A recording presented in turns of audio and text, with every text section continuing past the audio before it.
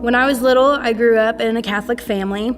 I'd go to church every now and then with my grandma, and I learned all about God, and I knew the summary of His story, and I never questioned any of it till I started growing up. I lived with a single mom.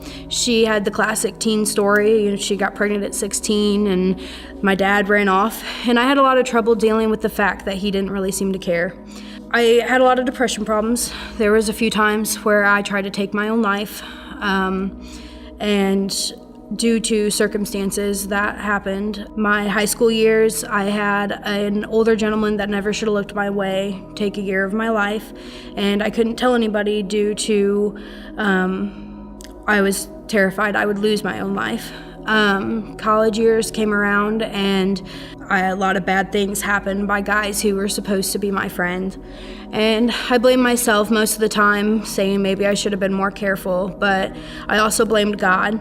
I started hating Him, holding things against Him, asking if He was real, why would He let this stuff happen to me?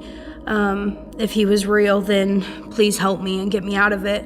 But a few bad decisions later and a few bad experiences later, I just quit believing. I just forgot. And I never really thought about it. And if anything was brought up about it, I would avoid all conversations about it.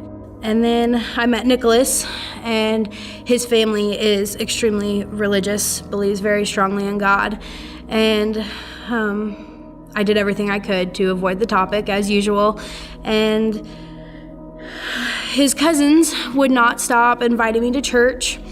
I came up with every excuse in the book as to why I couldn't come, why I didn't have time, and we had plans this day, and I'm just not feeling well. It happened a lot, and then I kind of ran out of excuses, so I came. And when I came, I always tell everybody and joke around that I thought the church was going to burst into flames. I walked in with my crazy colored hair, my tattoos, and my piercings, and my baby girl that was made just before wedlock, and I thought this was going to be the worst day of my life. And it wasn't. All they said was, "Welcome, we're glad to have you," and I didn't feel judged by anybody, and that's when things really started clicking. I started attending church every week and listened to all the stories.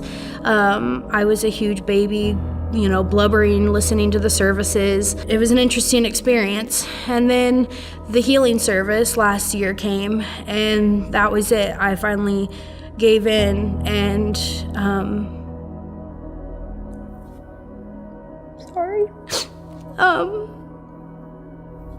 I finally felt His love, and I finally felt some of my pain and disappear. And it was an amazing feeling. It was just like this warmth took over me, and I was like, okay, I give in. A week later, I was getting baptized, and ever since then, it's just been an ongoing journey of growing my faith. I have a lot of things that I need to work on still, and I know that I'm not gonna make Him happy all the time, and that I'm gonna screw up.